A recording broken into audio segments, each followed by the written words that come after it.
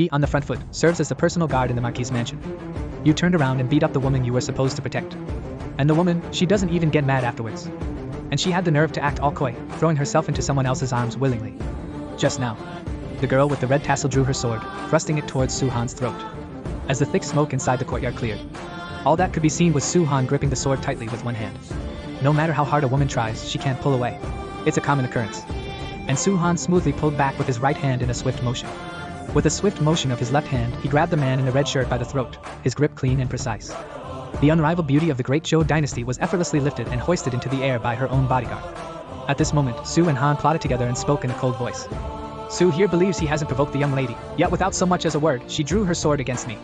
Today, if it had been someone else, they'd probably be a dead body by now. Meanwhile, the strength in my grip has increased a bit more. You are the daughter of a Marquis, and I dare not kill you, but if there is a next time, don't blame me for being merciless. With a flick of his 5 fingers, Xuanji flung it away. Miss, if there's nothing else, I, Su, won't see you out. With tears welling up in her eyes, Hong Jian firmly declared. Su Wei Hong Jian, even in death, I will never let you succeed. And yet, this statement only made Su Heng sneer even more disdainfully. If you had wiped away your tears and said this, Mr. Su might have taken heed and shown a bit of apprehension. You can't beat them, you can't outshout them, you're so pissed your face is turning red, tears are welling up in your eyes, swirling around, but you dare not let them fall. But Su-han, not paying any attention, simply shut the door. Right now, he just hopes he can make it to Linglong Pavilion without any trouble. No sooner had you sat down and taken a sip of hot tea, than a frantic knock came from outside the door. With a huff of cold annoyance, he spat out 2 words. What's up? Huh. Master Su, the banquet has already begun. Young Lord Ho, please come over. Su-han opened the door, his face oozing impatience. What? A banquet? I'm too busy, I don't have time for that. The Marquis says, it's imperative that you come over, young master. You see, it would be best not to make things difficult for this humble one. When you're under someone else's roof, you can't afford to be too assertive. And so, Su-han was born, toughening up. Led by the servant. Su-han quickly made his way to the banquet hall. However, what Xu-huan didn't expect was that he actually ended up in the first seat below the head of the table. Xian's gaze shifted to the Marquis on the stage. And the Marquis, with a smile plastered on his face, said, Please take a seat. And when Su-han sat down, I noticed the ladies present, whispering among themselves. And the men, they just sneer, gritting their teeth in contempt. What's worse, there's this guy right across the street giving you the cold shoulder. Seeing the way he glared with those murderous eyes, he looked like he wanted to chop Su-han into pieces and toss him into the backyard. It was not yet dawn. This is it! The Marquis interrupted loudly, cutting off everyone's discussion. This gentleman, named Su-han, is the descendant of an old acquaintance. From today on, he is the husband of my daughter, Yi Hongjian. Upon hearing the news, everyone present was so shocked that their jaws dropped. And Su-han, at this moment, felt a pang in his heart. No wonder Yi Hongjian suddenly came knocking. This old geezer is trying to use me to protect his own daughter. At this moment, Lord Ho raises his glass, inviting everyone to join him in a drink. Suddenly, a young man jumped out. Who does he think he is, thinking he's worthy of marrying Hongjian? Su-han couldn't help but ask. And who might you be? I'm well known for my sharp wit. Here in Chang'an, even the dogs are aware of my reputation. He could feign sympathy, but he didn't even bother to look up. Shaking his head, he claimed he had never heard of it. Upon seeing this, the Marquis immediately made amends. In the schoolyard scene, this is the long night, my neighbors, stand up. Son of the great commander, you've just arrived, unfamiliar with many things. In time, as you mingle and move around, you will come to understand. Su-han? His literary mind was spinning madly. Presumably, all of this was part of Marquis Ho's scheme. Lin Kai's challenge, if not accepted, would likely mean missing out on the Linglong Pavilion. But accepting the key would tie the Marquis mansion to the Tianzi mansion. Immediately after, Su-han let out a long sigh of relief.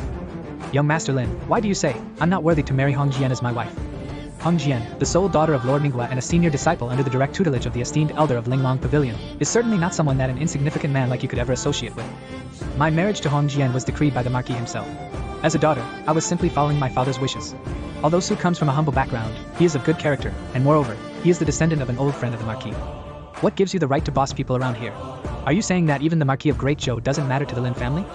Su-han's scathing words completely shattered Lin Kai's composure. With a single stride, he lunged towards Su Heng. Bite the dust, you little bumpkin. As for Su-han, he took a deep breath. The mystical energy from all around converges into the young pup. His fists began to grow larger incessantly. In the next second, their fists collided head-on. Lin Kai's forearm was blasted into smithereens. In agony, on the brink, in an instant, you lose your balance. With a chilling scream ringing out. Shot out dozens of meters, causing several cracks in the wall. And Hushan, about this matter, slowly began. Young Master Lin has conceded. Under the fearful gazes of everyone around. As he recited poetry, he walked out of the banquet hall. Fireflies glow, the sun and moon endure, skin withstands the vast sea. Don't be a frog in a well, don't scorn the youth. The lord sitting at the head table was taken aback upon hearing this. because he knew that Su-han had said it intentionally for him to hear. After seeing off the guests, the Marquis pondered for a long time. At that moment, the lady slowly walked in from outside the shop. So, the Marquis quickly rose to his feet to greet him, while his wife looked on with a face full of worry. Long Night Chapter 4. He was already favored by the Emperor, but today, the son of spirit power was severely injured within the mansion. I'm afraid. Immediately, the Marquis pulled his wife's delicate hand closer. The Long Night Division has always been hostile towards us. Now, with Hong Jian joining the Linglong Pavilion, he has become a direct target in the eyes of Zhu Xian. Nowadays, the only way out is to harden your heart and climb aboard the war chariot of the Tian's mansion. After lying low for many years, the master suddenly sent his disciples into Chang'an.